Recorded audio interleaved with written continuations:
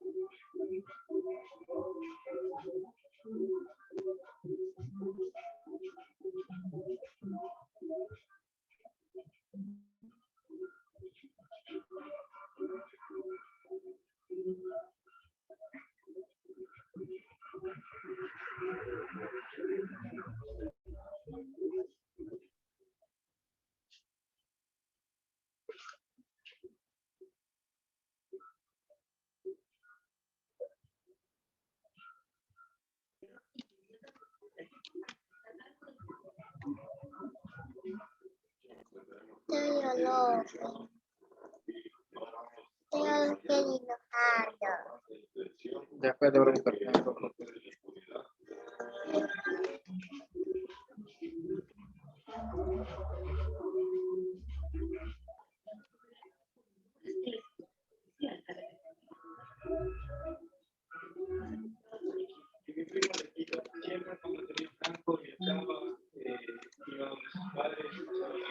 Mira, Javi, ahí termina Javi.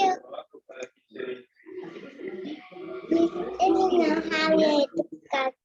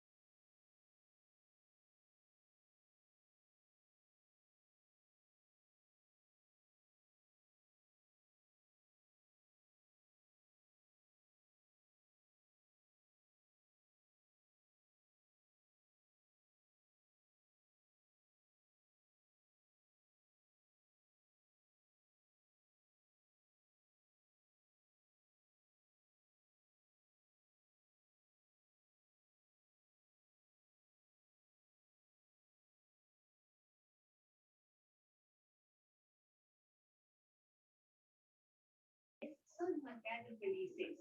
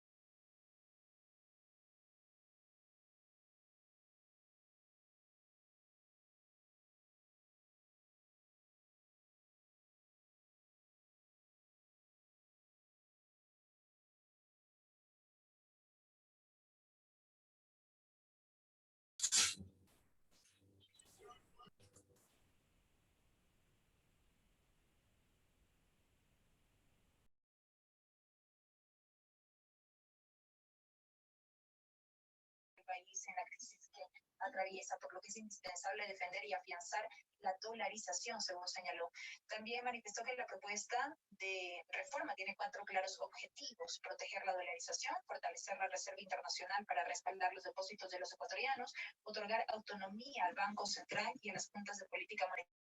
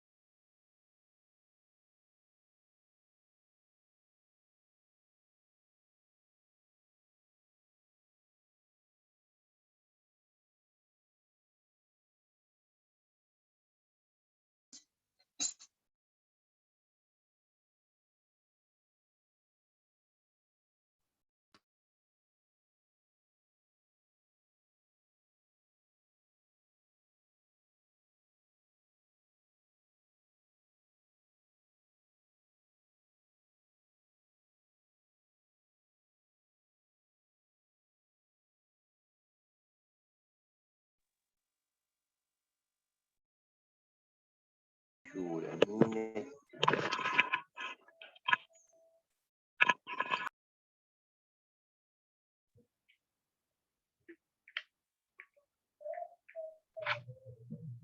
Buenas noches buenas es con V. Digo, con B.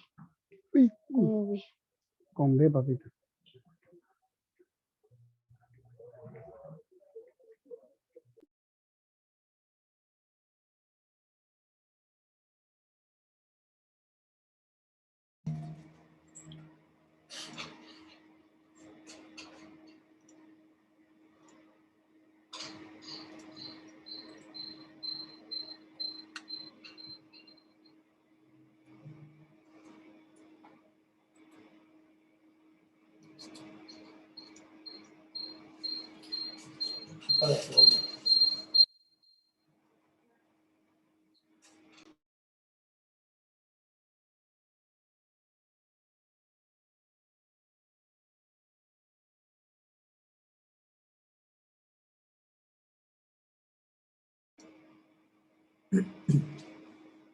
Bien, muy buenas noches, sean todos bienvenidos, estimados profesionales del derecho, agentes de tránsito y funcionarios de la Policía Nacional. También les extendemos un cordial saludo a los queridos estudiantes de la carrera de Derecho.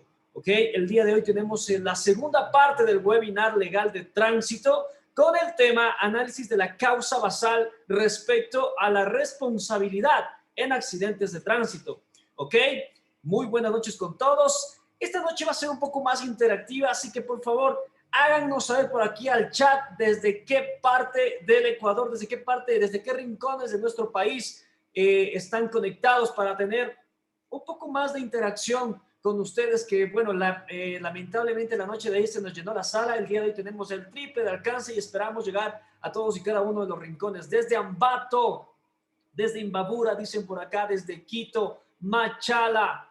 Ok, espectacular. Hemos llegado a todos los rincones de nuestra patria. Saludos desde Loja, desde Manta, Riobamba, Ambato, Riobamba, Babahoyo, Loja. Desde el Carchi, nos dicen desde el Coca, Orellana, Machala, Riobamba, Cachi, Santo Domingo, Guayaquil, La Libertad, Porto Viejo, Ibarra, La Troncal. Saludos cordiales a nuestros amigos también desde Yachay, nos dicen. Ok, desde la Suay también, desde la ciudad de Puyo. Ok, desde la Sultana de los Andes, Carcelén, Naranján. Realmente agradecido a nombre de la empresa Jatún Yachay Sobilex, en coordinación de la Universidad Nacional de Chimborazo, a través de su empresa pública UNACH Tech. Desde la Tacunga también nos dice por acá, desde la Joya de los Hachas, Zamora, Pagua, Cotopaxi, desde Loja. Ok, saludos cordiales a todos y cada uno de ustedes quienes están presentes en este webinar, en este seminario online de alta especialización. ¿Ok?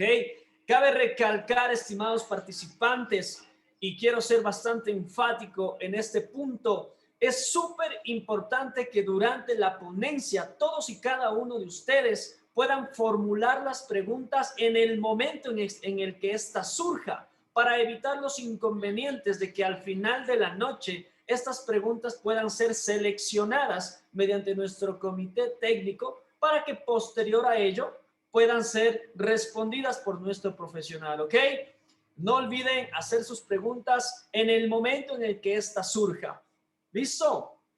Una vez entendido aquello, queremos dar también el agradecimiento cordial a la empresa Jatún Yachay Sobilex mediante su acuerdo comercial, mediante su acuerdo privado con la Universidad Nacional de Chimborazo a través de su empresa pública UNACH Tech. ¿Ok? Es hora de empezar.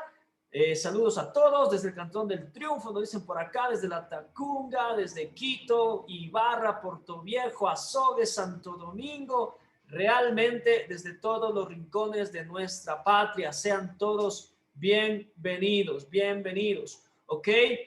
Vamos a arrancar de inmediato y para esto, pues reiterarles la cordial bienvenida a todos y cada uno de ustedes, estimados profesionales del derecho, señores agentes de tránsito y funcionarios de la prestigiosa Policía Nacional. También un cordial saludo a los estudiantes de la carrera de Derecho que se han hecho parte, que no se han limitado a simplemente esperar que llegue conocimiento, sino también a autoeducarse. Es importante recalcar que en el caso de los convenios y los avales firmados que mantenemos como empresa, Jatun Yachay Sobelex, aparte del aval universitario de la Universidad Nacional de Chimborazo a través de su empresa pública UNACHTEC, contamos con el aval de la Escuela de Formación Especializada, el Ministerio del Trabajo, el Centro Integral de Capacitación SIC Yasuní y la Escuela Especializada en Ciencias del Derecho, ¿ok? Obviamente bajo la coordinación de la empresa Juventud y Sabiduría y el Instituto Jatun Yachay Huasi. Perfecto, vamos a arrancar de inmediato. Nos siguen haciendo llegar acá los saludos, ¿ok?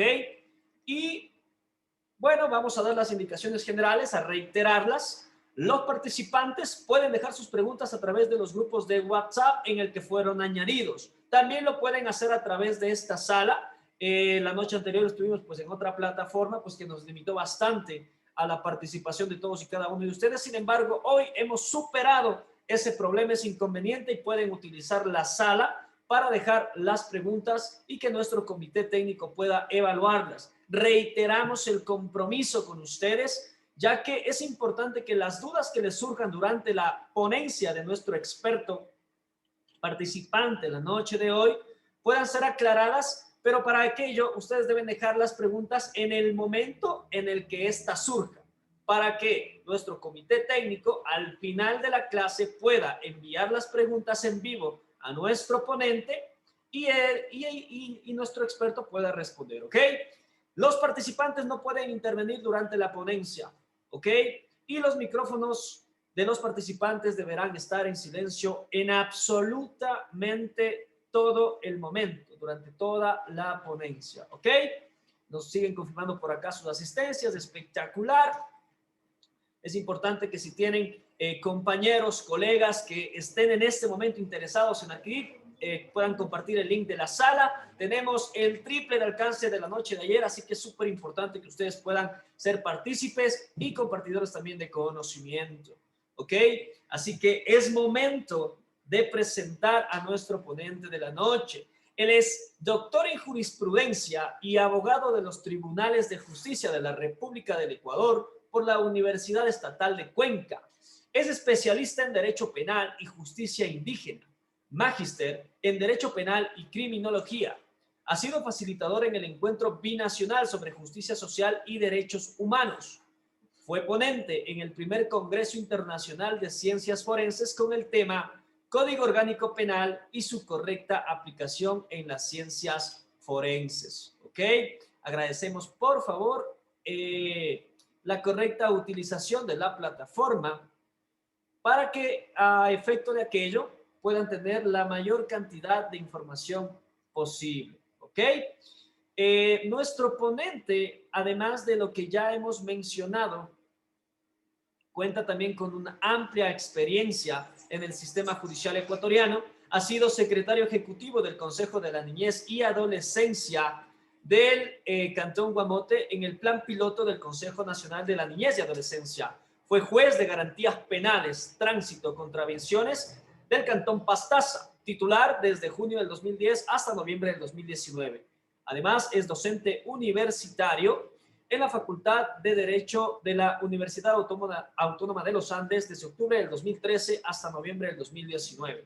Con una amplia trayectoria tanto profesional como académica, recibimos al doctor Agustín Quito Cortés. Él es experto en Derecho Penal, Administrativo, Civil y Procesal. Pero antes de aquello, vamos a hacer una aclaración súper importante para evitarnos el inconveniente de la mala información que a veces suele salir de nuestras manos. Es importante aclarar que esta clase pretende establecer una teoría que justifica o se considera la causa errada con la que se puede rebatir que el informe del perito sea determinante para que se resuelva un caso. Es decir, el perito no puede ser juez y el juez no se puede convertir en un servidor del perito. Cabe recalcar que estos seminarios de alta especialización no se limitan a una explicación teórica en función de la epistemología de una palabra o de un significado, sino a plantear tesis prácticas en función de la experiencia de nuestro ponente para que ustedes, estimados profesionales del derecho, estudiantes, agentes de tránsito y funcionarios de la Policía Nacional, puedan sustentar sus casos del día a día. ¿Ok? Doctor, con esta breve aclaración le damos la bienvenida. Me confirma, por favor, si ya nos acompaña en la sala.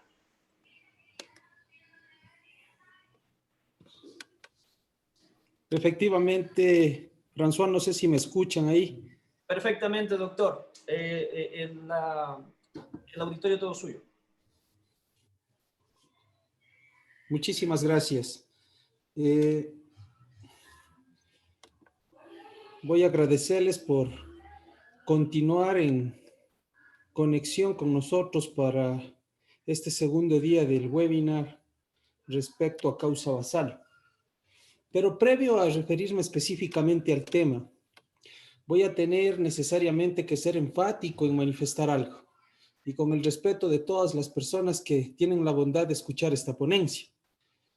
La experiencia que me acredita como especialista en Derecho Penal, Tránsito y Criminología me da la oportunidad, o más bien dicho, la opción de ser tomado en cuenta en este tipo de eventos. Sin perjuicio de aquello, han sido un gran número de personas, profesionales críticos respecto a la primera exposición que se ha realizado. Y básicamente el tema se centra en que no se ha analizado o no se está analizando lo que es la causa basal, la experticia como tal. Esta es una situación, considero que se ha revisado, la mayor parte de comparecientes son abogados y me van a poder comprender. Este webinar lo que busca es destruir la tesis de jerarquización que se da por parte de los administradores de justicia para tomar la experticia de nexo de causa basal o la experticia de reconocimiento del lugar de los hechos como un elemento determinante para la resolución. Como abogados en libre ejercicio, no es que nos pasa una vez ni dos, sino, por no decir siempre, que cuando tenemos ya el informe de reconocimiento del lugar de los hechos, prácticamente no hay que discutir, sino simplemente nos vamos a buscar una conciliación. Y eso es la situación que no es dable ni tampoco permisible, estando en un Estado constitucional de derechos en el que sabemos cuál es la función específica del juez, cuál es la función del perito. Sin menospreciar la función del perito, no es más que un tercero imparcial, el mismo que busca enriquecer conocimientos en el juez que por su naturaleza técnica le son desconocidos, pero que bajo ningún concepto este criterio puede ser vinculante.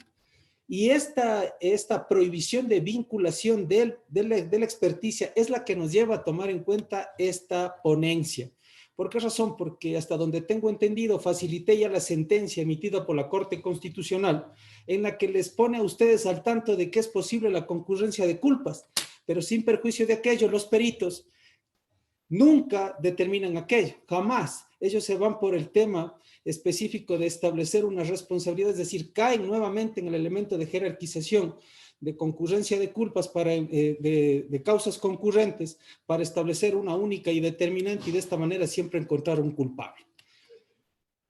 Ojalá esta breve exposición nos permita enfocarnos y dar la importancia o relevancia a lo que trato de hacer dentro de esta ponencia, es decir, tener como abogados, como profesionales, una tesis clara y determinante para cuestionar la acción de los administradores de justicia y que dejen de ser serviles de los señores peritos y los peritos dejen de hacer las veces de juez en los accidentes de tránsito, porque de lo contrario, esta ponencia simplemente pasaría a establecer lo siguiente. Si es que nosotros queremos referirnos específicamente al Código Orgánico Integral Penal, diremos, ¿qué valor puede tener el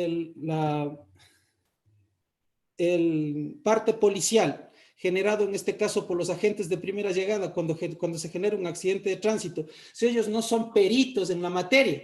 ¿En qué momento se genera, se entrega la escena a los peritos del CIAT para que se realice la experticia tipo T? Casi nunca se lo hace. Entonces, ¿cómo se cubre en sí la cadena de custodia y se determinan en este vestigios necesarios para que se pueda determinar una causa basal determinante, como por ejemplo pueden ser huellas de frenaje, impacto y demás circunstancias, eso no lo hacen. Entonces, si no lo hace, ¿qué valor puede tener en sí la experticia de reconocimiento del lugar de los hechos? Y básicamente se dice por parte de los mismos peritos que la misma se fundamenta en el parte policial, básicamente que es realizado por personas que no tienen experticia en la materia. O sea, si vamos a ir cuestionando esos temas, nos regiríamos específicamente a lo que dice el Código Orgánico Integral Penal, pero que no es el fin de este webinar, sino más bien lo que buscamos es establecer teorías y tesis desde la concurrencia de causas, desde la culpa de la víctima, desde la culpa de terceros como elementos de fuerza mayor o caso fortuito, para que se puedan ir identificando por parte de todos quienes intervenimos en esta ponencia, pues lógicamente los elementos que podemos ocupar para efectos de poder rebatir ese criterio errado del juez. Bajo este concepto, entonces, el día de ayer concluimos con la situación de la responsabilidad de terceros, y el día de hoy lo que nos corresponde básicamente es referirnos a la culpa de la víctima. ¿Qué importancia tiene esta situación de la culpa de la víctima? La primera y más frecuente hipótesis en materia de accidentes de tránsito de inferencia es la inferencia básicamente del nexo causal, es decir, la denominada culpa de la víctima. El hecho de que la víctima ha sido tradicionalmente conceptualizada dentro del juicio de responsabilidad como una causa de justificación que finalmente operaba excluyendo no la relación causal, sino la culpabilidad del hecho, debe quedar extinta. Bajo este criterio, es necesario que todos quienes estamos interviniendo dentro de esta ponencia podamos tener como un elemento sí, en sí extraño, pero sí determinante, que la víctima también puede inferir de manera directa en el nexo causal, y eso es necesario aceptarlo. Sin embargo, esto último adquiere sentido cuando se aprecia esta circunstancia a la luz de varios efectos. ¿Cuáles son estos efectos? Los efectos en cuanto a la categorización de imputación objetiva que se encuentran planteados en cuanto a la responsabilidad de la víctima. Sabemos también que la víctima puede participar de manera imprudente dentro del proceso o dentro del acto accidental, efectivamente se lo puede hacer. El principal efecto de la concurrencia de la culpa de la víctima es la reducción del quantum de indemnización al que eventualmente sería considerado en este caso el procesado. ¿Por qué me refiero al quantum de indemnización? Porque lógicamente lo que se busca es, como sabemos y de acuerdo a lo que dice el artículo 78 del Código Orgánico Integral Penal, resarcir básicamente a la víctima los daños que se han generado fruto del accidente de tránsito, pero si es que ésta interviene dentro del accidente de tránsito como un elemento de responsabilidad o un elemento determinante para que se genere el nexo causal, pues es indiscutible que el quantum indemnizatorio también debería establecerse en función de aquello. No se trata entonces, como podría pensarse, de una simple adaptación de la norma. Eso debe quedar claro, no es una simple adaptación de la norma que regula la coautoría en aquellas situaciones en las que el coautor es, por ejemplo, la propia víctima. Coautor, sabemos nosotros la definición de coautoría, lo ha dado la Corte Nacional de Justicia, y establecido que dentro del Código Orgánico Integral Penal la valoración de coautoría se establece de la siguiente manera. Se dice que para ser coautor de la ejecución de un hecho necesariamente debe participarse de una manera funcional, es decir, la participación de uno dependerá del otro y el perfeccionamiento de estas dos conductas pues dará lugar a que se perfeccione el delito como tal. Por esa razón se ubica dentro de este punto a la víctima como coautor del hecho cuando en este caso ha corroborado o ha colaborado para la existencia mismo del accidente de tránsito. Si así fuera, entonces la operación de poner a cargo a la víctima como parte del daño y por ende la indemnización requeriría necesariamente respecto a la actuación de la víctima el reproche jurídico de imputación. Bajo esta concepción parecería difícil sostener al menos que en el ámbito de los daños no personales, no personales, que el deber no irroga perjuicio a otra se extinga el mismo en base al propio obligado. Esta realidad, es decir, la limitación del monto de la indemnización, aparece más bien como una aplicación de un principio general de equidad, sí, de equidad, pues no encontraríamos otro fundamento causal del daño, exclusivamente la conducta, en este caso del procesado, no resultaría justa en base a la cuantía que se pueda determinar si es que la víctima también interviene dentro del hecho. De esto seguimos dos importantes conclusiones. Uno, la culpa de la víctima supone necesariamente que la causa determinante del daño se encuentra en la conducta del procesado, mientras que la conducta de la víctima es solamente una causa de concurrencia. La culpa de la víctima, por otra parte, no consistiría en un hecho reprochable subjetivamente en el marco de juicio de responsabilidad, sino en una calificación objetiva de su conducta como negligencia. En virtud de aquello, si se califica la conducta de la víctima dentro de un accidente de tránsito como negligente, debe necesariamente tomarse en cuenta dentro de la valoración pericial del particular para efectos de que sea el juez el que resuelva lo pertinente, más no una situación técnica, por cuanto esta situación sí tiene necesariamente que entrar en valoración judicial para que sea el juez como administrador de justicia y como aquel persona investida de la facultad jurisdiccional quien resuelva. ¿Cómo se aprecia entonces esta cuestión? Sería necesario pues sumamente relevante tomar una relación de causa basal, ya que si bien se dice o se ocupa el concepto en inferir un nexo causal dentro del juicio de responsabilidad, ello necesariamente conduciría, como frecuentemente sucede en cada uno de los procesos, a excluir del juicio la responsabilidad de las causas concurrentes. Esto es un elemento fundamental que debe tomarse en cuenta. Si es que se toma con frecuencia esta situación, pues las causas concurrentes se extinguirían, imponiéndose por tanto la consideración de la misma para la aplicación del principio de equidad en cuanto a la aplicación de la norma. Es una situación fundamental que debe ser valorada lógicamente por todos quienes hacemos tránsito. En cambio, si la causa basal es comprendida tal y como más adelante lo explicaré, es decir, en base a una herramienta determinada de causalidad fáctica, que es lo que se viene criticando dentro de esta exposición,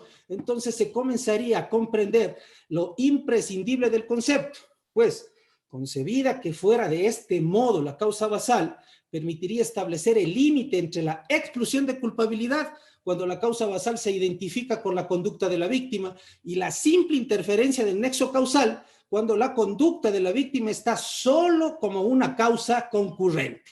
Esto es un elemento fundamental. Ahora, una vez que tenemos esta posición o clara la situación de intervención de la víctima como un elemento concomitante para la responsabilidad en cuanto al hecho de tránsito, necesariamente debemos también referirnos al hecho de la participación de un tercero. La segunda hipótesis que se plantearía respecto a este punto en cuanto a la participación del tercero sería relevante y de inferencia al nexo causal, lo cual constituiría un hecho de concurrencia respecto a este tercero del accidente. Y si bien algunas cuestiones que aquí se plantean coincidirían con las que veíamos en cuanto a la culpa de la víctima, existiría también importantes diferencias. Tanto es así que también en un primer objeto consistiría en determinar si la incidencia del hecho del tercero constituye una verdadera hipótesis de interferencia en cuanto al nexo causal, o si por el contrario opera la exclusión de causalidad entre el daño y la conducta de la víctima. En este sentido, la causa basal operaría del mismo modo que lo hacía en dilucidación de cuestiones de culpa de la víctima. Sin embargo, cuando la situación en la que una inferencia de nexo causal propiamente como tal establecería pues lógicamente un punto exclusivo que es la discusión de la indemnización. Aquí se debe establecer una situación, una puntualización determinante. Se debería transformar en virtud de esta situación o de la aplicación propia de la norma una distribución de la carga indemnizatoria, por cuanto como interviene la víctima como un tercero debería repartirse esta situación para que sea equitativa y se aplique un elemento constitucionalmente conocido, que es en este caso la ponderación. La ponderación constitucional se establece o se puede desarrollar en base a tres subprincipios que son la idoneidad, la necesidad y la proporcionalidad. Son valores que el juez debe en este caso necesariamente valorar para establecer este quantum en cuanto a la situación específica indemnizatoria. Se dice entonces que si un delito ha sido cometido por dos o más personas, es más, así debería comprenderse. Si un delito ha sido cometido por 2 o más personas, cada una de ellas sería solidariamente responsable de todo el perjuicio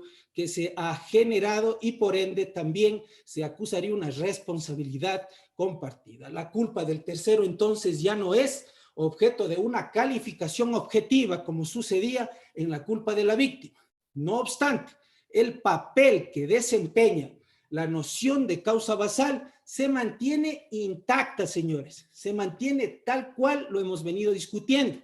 ¿Por qué razón?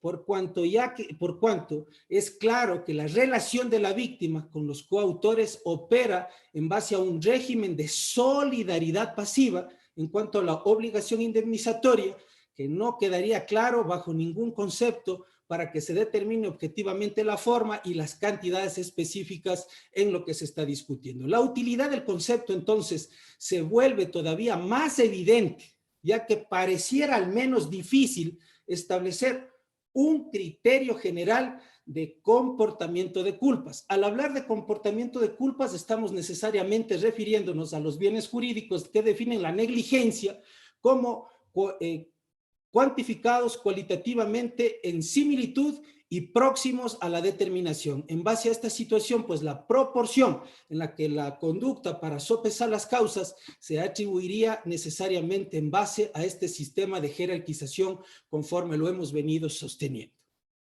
Para continuar esta ponencia es necesario nosotros referirnos a la causalidad natural y a la causalidad normativa. Para referirnos a este tema específico es importante realizar una apreciación de fondo. Hemos visto nosotros, en base a criterios anteriores, que procede básicamente de la problemática de torno en concepto a la causa basal. Eso es un problema totalmente claro. No se tiene una definición sólida, sino más bien vaga de causa basal en materia de accidentes de tránsito, por lo que se torna fundamental y de una manera sintética la aplicación adecuada y concurrente de causas dentro de la participación en cuanto a las culpas. Sin embargo, este traslado entre causalidad y culpabilidad resulta ser una fractura conceptual, podríamos establecer, una fractura conceptual cuyos alcances se extienden mucho más allá del ámbito específico de la causa basal, así como también de los accidentes de tránsito, afectando básicamente el esquema de responsabilidad civil complejo que existe. No podríamos sostener una idea de transversabilidad de conceptos, ni la clave de lectura que permite explicarlos y recordarlos conforme se viene planificando. Esto por cuanto existe una distinción entre causa empírica y causa normativa, a la que ahora nos referimos con cuestiones nuevamente pragmáticas y supradogmáticas de la causa civilista. Y por eso mismo llama la atención de manera preponderante el momento de abordar la cuestión de la causa basal, particularmente en materia de accidentes de tránsito, ¿no? Por cuanto la doctrina genera un embrollo al tratar de lograr que se establezca una clave de interpretación del problema propiamente dicho. Dentro de lo que podríamos nosotros definirlo, podría decir, se me viene a la mente como una dogmática clásica del derecho, la concurrencia del nexo causal entre el daño que se presenta en cuanto a la indemnización.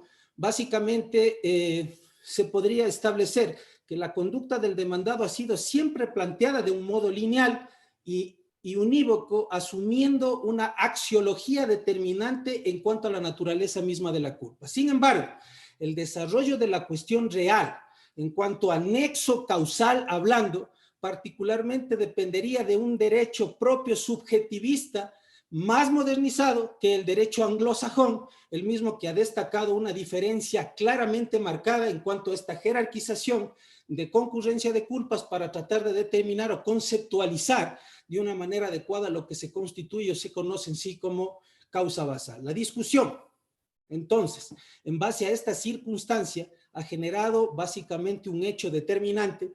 Este hecho es el hecho de concurrencia de la víctima.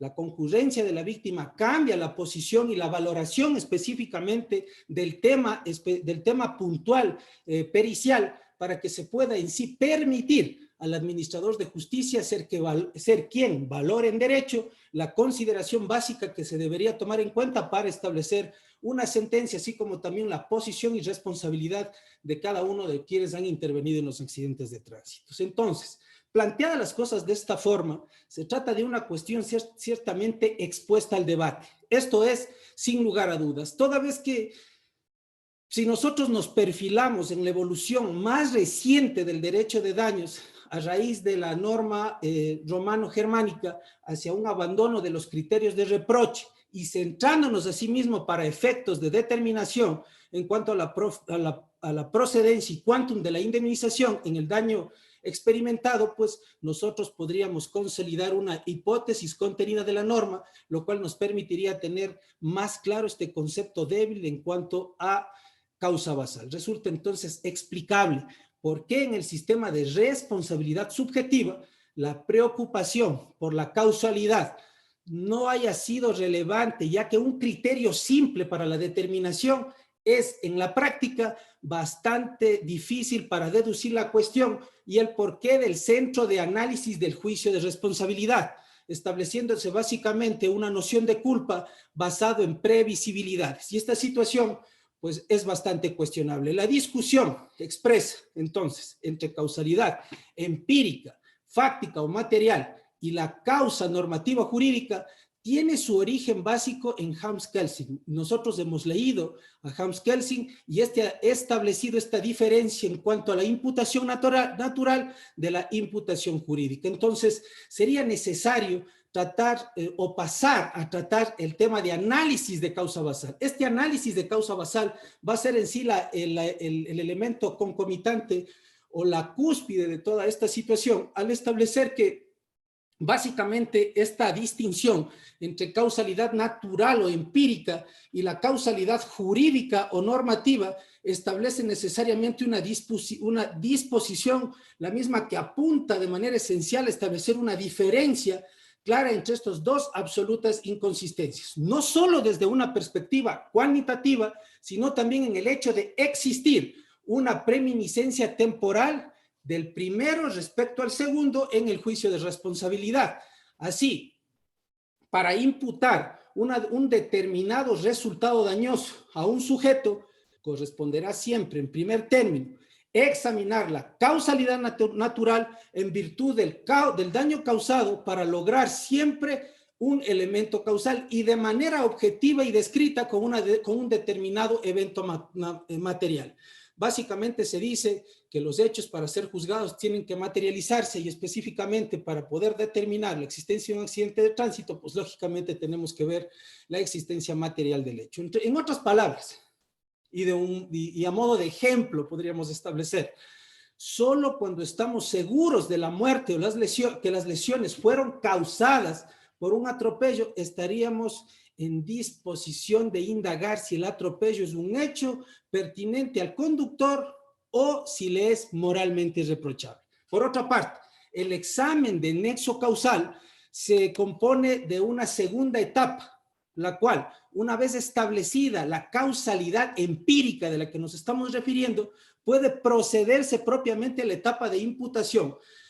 Pero la imputación referida ¿en qué sentido? En la causalidad normativa o jurídica. Eso es un tema importante de dilucidar. Es pues recién en esta fase que se introducen, podríamos decir, elementos normativos para lograr establecer la atribución causal del daño a la conducta del demandado. Entonces, la causalidad normativa jurídica se deriva a verificar si es posible pensar en conectar normativamente por medio de un reproche conductual ordenado a un deber jurídico el daño con la conducta del demandado.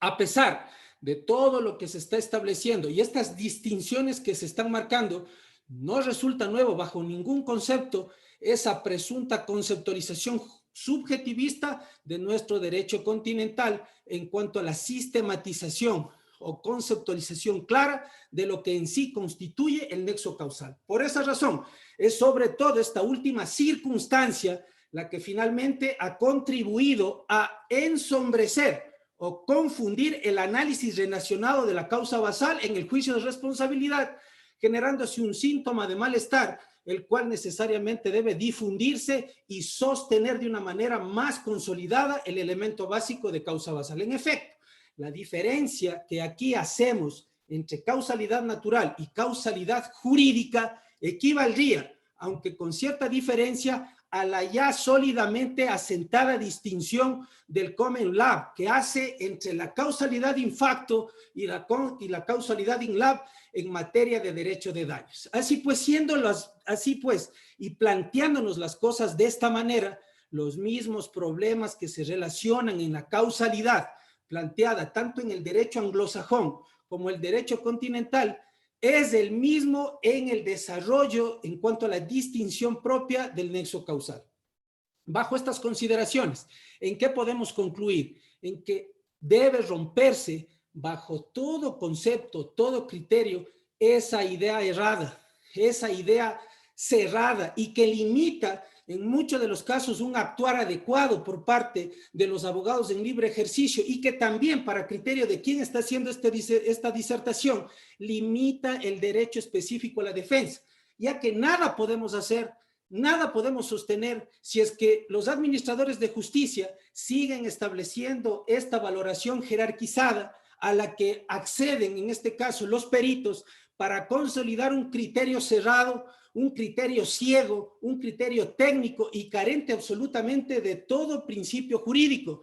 Pues recordemos, básicamente como una anécdota, en el tiempo que estuve como administrador de justicia, se generó un accidente de tránsito en el que teníamos las bermas a los lados de una vía de alto tráfico, específicamente la Panamericana. No existían a los lados veredas ni nada, sino una berma con una separación de menos de 10 centímetros, es decir, rompiendo las normas o las reglas del reglamento de tránsito. ¿Y qué ocurre? Una persona bajo estado etílico, aproximadamente 2.5 grados de alcohol, se sube a la vía de alto tráfico teniendo una berma con menos centímetros de los que se establecen normalmente por el reglamento y comienza a andar en zigzag. Viene un vehículo por la parte específica por donde iba la persona que iba afectada con alcohol, que venía en zigzag aproximadamente a 40 o 50 kilómetros, que es lo que se pudo determinar, justamente debido a que no se practicó la experticia tipo T, que vendría a ser, como en derecho penal estaríamos hablando de una inspección ocular técnica de los hechos y una verificación específica in situ. No se realiza la experticia tipo T y posteriormente se viene de 2 días a realizar un reconocimiento del lugar de los hechos y el perito saca como causa basal que quien tiene la responsabilidad es quien conducía el vehículo, a pesar de que la persona estaba en una vía de alto tráfico, lo cual es prohibido, sin perjuicio de aquello estaba en estado etílico, que se suponía que iba en zigzag, en una berma de menos de 10 centímetros y determina la responsabilidad de muerte culposa a la persona que venía conduciendo el vehículo. Entonces, la valoración que se establece es cuáles fueron los elementos de concurrencia o de coconcurrencia para que el perito pueda llegar a esta valoración. O es que yo, al absolver a la persona, cometí un delito. Yo creo que no. La valoración que se realizó fue totalmente distinta. Existió una sobreinterpretación del perito y el perito lo que realizó es salirse de la esfera de la fase de culpabilidad necesariamente, porque estamos hablando de un hecho culposo, pero si le culpa por algo que no tiene culpa, ya no estamos hablando pues de un tema de tránsito, sino estamos atribuyéndole un acto voluntario y por ende dañoso, un acto que yo podría, y que lo califiqué en esa resolución, lo califiqué como doloso, porque si es que el perito decía que bajo estas circunstancias el conductor tenía la culpa, entonces no era más, sino que no estábamos hablando de un accidente con muerte culposa, sino estábamos hablando de un delito específico de homicidio culposo. De homicidio culposo. Entonces, bajo estas circunstancias, ¿de qué estamos hablando? Si es que yo hago caso a lo que el perito me dice ciegamente, y es lo que he tratado de establecer en esta ponencia, ¿para qué está el juez? ¿Para qué está el juez? El juez debe ser la letra muda de la ley en base a la valoración, pero no puede tener una participación pasiva, dejando que sea, en este caso, lo que piense o cree el perito, lo que sea determinante para sancionar a una persona. Por eso la máxima en derecho es mejor dejar ir un delincuente que meter preso un inocente. Bajo esas consideraciones, considero de que he tratado de hacerlo un poco más dinámico y explicativo esta situación, con la finalidad de que se pueda valorar de mejor forma el esfuerzo que se hace como profesionales que somos, y sobre todo que se valore un poco más el tema de la función tan delicada que tenemos nosotros, ya no como administradores de justicia, pero sí como abogados en libre ejercicio, que sabemos que al coger o tener un caso, estamos jugando con la libertad de una persona de 3 a 5 años, de 10 a 13 años en muchos casos, y que tenemos que tener las tesis absolutamente claras para poder rebatir este tipo de injusticias que se generan en la administración de justicia. Es lo que puedo establecer, y como punto de cierre agradezco mucho a quienes me han escuchado.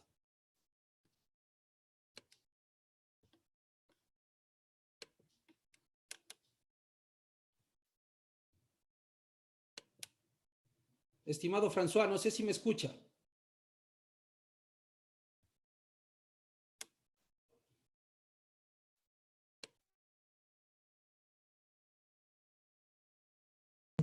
Perfectamente, doctor.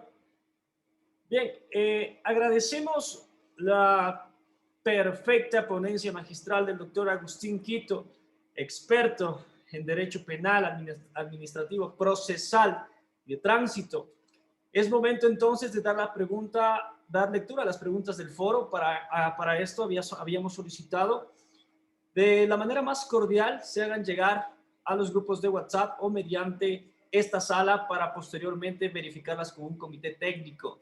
Pero antes de aquello es importante y bastante indispensable compartir una oportunidad para que ustedes, estimados profesionales que comparten esta sala, puedan acceder a certificar el conocimiento que acaban de recibir. ¿Ok? Voy a pedirles 5 minutos de su atención para la siguiente explicación.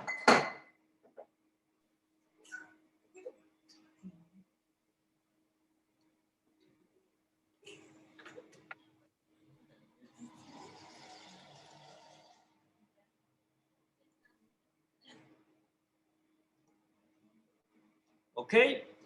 Es importante que al momento puedan seguir dejando sus preguntas a través de los grupos de WhatsApp en los que fueron añadidos, o también a través de esta sala, para efectos de que el experto ponente en esta noche pueda responder. Pero antes de aquello, antes de pasar a las preguntas del foro, tengo una noticia espectacular.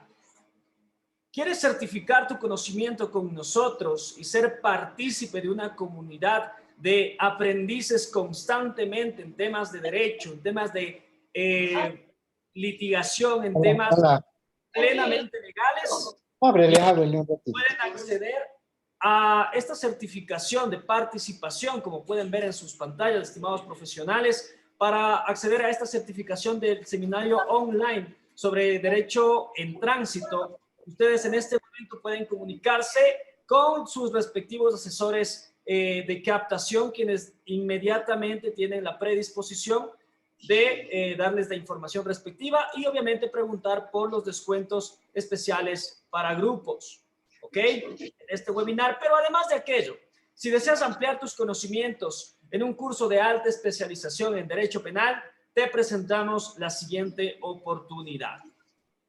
Presentamos el diplomado de alta especialización en Derecho Penal, el cual inicia ya este 10 de mayo y finaliza este 15 de julio. Es un diplomado de alta especialización avalado por la Universidad Nacional de Chimborazo a través de su empresa pública UNACH Tech, a través de los convenios firmados con la Escuela de Formación especializada, el Centro Integral de Capacitación, aunque el fiscal sí puede estar presente. Okay. No agradecemos por favor a los participantes silenciar sus micrófonos como se les dijo al inicio de la ponencia, si fueran tan amables. Posterior a eso, ¿cuál es el costo de este diplomado en Derecho Penal? $1,297 masiva es el costo de inversión de este diplomado. Sin embargo, la noche de hoy, para los participantes que se han registrado en este webinar y han sido partícipes, no van a cancelar este valor, sino tan solo $400, precio incluido impuestos bajos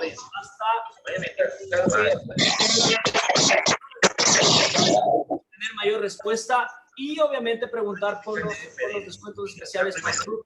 Agradecemos por favor a los participantes mantener el silencio con la finalidad de que todos los participantes pudieran ser seguidores de la información. Okay. Estamos en pantalla con quienes se pueden contactar. Tómenle una captura de pantalla, una foto, grábenlo, que en este momento pueden escribir y de igual manera con los asesores que fueron añadidos a sus grupos respectivos de WhatsApp. ¿Ok? En este momento tienen en pantalla los números de contacto para que puedan iniciar de inmediato. Bien, el diplomado de alta especialización en Derecho Penal. Con esta breve explicación vamos a dar paso y dar lectura ya a las preguntas del foro que han sido previamente seleccionadas. Para esto, doctor, me permito verificar su audio para iniciar con la lectura de preguntas. Sí, perfecto. Bien, doctor, tenemos, bueno, realmente son varias las preguntas, sin embargo, hemos elegido tan solo 5 de ellas que son las más repetitivas o en este caso han sido designadas como las de mayor relevancia, ¿ok? Vamos a empezar con aquello. La primera nos dice, doctor, felicidades por su ponencia. Mi pregunta es la siguiente. En un caso que se quiere sancionar a una persona por no tener franjas reflectoras, sin embargo, no se estaba haciendo ningún trabajo de carga, ¿se debería sancionarlo? La respuesta es contundente, ¿no? Lógicamente que sí, el reglamento establece la obligación de tener la franja, no cuando se elabora, sino todo el tiempo. Perfecto. Vamos con la segunda pregunta. Dice, saludos, estimado doctor. Mi pregunta es la siguiente. Ejemplo, en un accidente de tránsito existe un arrollamiento a un niño. ¿La causa concurrente determina la falta de cuidado del menor a cargo de un adulto? Aquí es una pregunta sumamente importante, ¿no? Pero que la respuesta no va a venir de mí, sino de un pronunciamiento de la Corte Nacional de Justicia en un caso análogo. Básicamente lo tengo en la mente. La Corte Nacional determinó en un caso específico en el que un niño de 4 años cruzó la calle de manera intempestiva, podríamos decir así, y venía un vehículo ni a exceso de velocidad, específicamente hablamos de 60, 65 kilómetros, lógicamente que en zona urbana estamos con exceso de velocidad, y arrolló específicamente al menor, causándole incluso la muerte. La Corte Nacional de Justicia determinó la responsabilidad en el conductor del vehículo por cuanto determinaba que él debe tomar en cuenta debe tener en cuenta las previsiones exactas en cuanto a la conducción del vehículo y mucho más aún cuando quien está transitando por la calle sea un menor de edad, quien no está al alcance de determinar qué es bueno y qué es malo, pero que no le era atribuible en este caso a los padres, sino a la falta de previsión o falta del deber objetivo cuidado del conductor. Entonces creo que bajo esta consideración estaría contestada la pregunta. Perfecto, doctor. Muchísimas gracias. Vamos con la penúltima pregunta y nos dice, muchas felicidades, estimado doctor, excelente ponencia. La pregunta es, en un accidente de tránsito solo con daños materiales, al llegar a un acuerdo reparatorio entre las partes y luego presentar dicho acuerdo ante el fiscal, ¿se debe solicitar al fiscal la devolución de los vehículos y en qué tiempo se debe realizar la devolución? A ver, aquí vamos a hacer una puntualización. Si es que me están diciendo que han pedido la conciliación al fiscal, lógicamente estamos hablando que la causa se encontraba en fase investigativa. Es claro, ¿no? Por cuanto para llegar o consolidar el acuerdo conciliatorio ante la fiscalía, pues tiene que estar en fase investigativa. Si es que está en fase de instrucción, pues lógicamente se le debe pedir al fiscal para que el fiscal a su vez requiera al juez la aprobación de este acuerdo conciliatorio. Pero es importante determinar algo. Cuando se han realizado las experticias, dice la ley, las experticias de reconocimiento de los vehículos, procede la devolución de los mismos hasta en 72 horas. Eso dice la normativa. Y así se debería proceder. Pero sin embargo, esto todos los que estamos, creo que conectados, sabemos que no se cumple. Si es que nosotros no tenemos alguna situación concomitante ahí, pues lógicamente la devolución se está dando hasta en 10 días. Perfecto, estimado doctor. Tenemos una última pregunta que ha sido bastante relevante y que fue hecha, es la única que ha sido hecha la noche de ayer, y nos dice, doctor, usted manifestó que en caso de que un conductor participe en un atropello circulando a 130 kilómetros por hora, la causa basal será el exceso de velocidad del conductor. ¿Qué pasaría si el peatón está cruzando bajo un puente peatonal? ¿No será que cambia la causa basal? Felicidades por su ponencia. Sí, y gracias por la pregunta. Ayer fui específico en establecer en la parte final de mi exposición este ejemplo. Aquí la causa basal sería determinante, el exceso de velocidad, porque si la persona no viniera a exceso de velocidad, estamos hablando en zona urbana aproximadamente 137 kilómetros, estamos diciendo que él no está rodando, él está volando. Y sin ese exceso de velocidad, sea cual fuera la otra causa concurrente, no se realizaría o no se perfeccionaría el accidente. Por más que pase bajo un puente peatonal, es también prohibido y sumamente, y eleva el nivel permitivo de riesgo, lógicamente estar a una alta velocidad. De igual manera, esto ya lo resolvió la Corte Nacional de Justicia y por esa razón yo puse como ejemplo, determinando pues lógicamente que la responsabilidad sopesaba en la persona que estaba manejando a exceso de velocidad. Esa es una respuesta totalmente clara, no creo que exista confusión al respecto. Perfecto, estimado doctor, muchísimas gracias, le agradecemos por tan valiosa información por estos 2 días de webinar. Con esto despedimos al doctor Agustín Quito Cortés, experto en Derecho Penal, Civil, Tránsito y Administrativo. ¿Ok? Muchísimas gracias también a todos y cada uno de ustedes, estimados participantes, por su presencia. Les invitamos a seguirnos a través de nuestras redes sociales como Juventud y Sabiduría y como Hatun Yacchay Sobilex a través de las plataformas de Facebook e Instagram para estar informados acerca de nuestros seminarios gratuitos, de nuestros diplomados y también de todas las oportunidades académicas que como empresa generamos a través de nuestros convenios firmados. ¿Ok?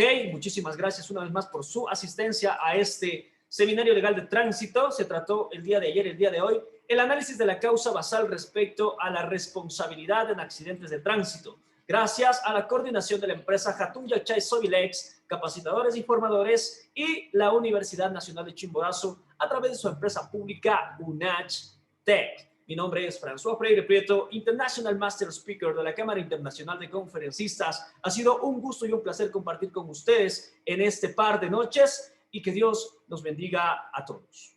Gracias por su presencia.